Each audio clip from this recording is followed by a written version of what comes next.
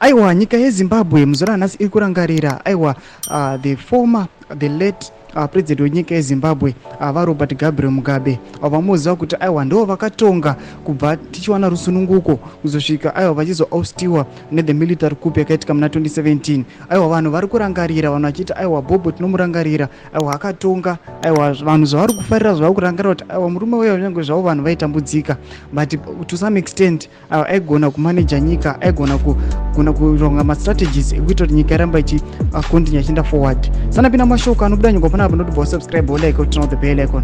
Tipinda pahilo pemwanakomana wakanonzi Chatunga Mugabe anyora achiti anoposta picture aiwa the late Zim Mugabe anyora achiti this great man left this world some 5 years ago on 6 September. A man who fought tirelessly for black emancipation, a gentleman of dignity, wisdom and honor. Today, the whole world celebrates him. I'm grateful that he left Zimbabwe in the good hands of Idi Mnangagwa. Rest in peace dead. Ndo mashoko ano yapanapa achirangarira aiwa baba vake achiti aiwa nyika yose pasi rose vari kukomemoreta aiwa tingatoti ndiye akatobreaka record rekutonga mayeza akawanda mungatova muAfrica chaimo tinzi aiwa is the president akatonga kwemakore akawanda ari pachigaro. But muzora nhasi aiwa mukuzorora kwakaita vanhu vanokomemoreta kutonga kwakaita aiwa nekurarama kwakaita nevanhu vachivati aiwa his soul must rest in eternal peace.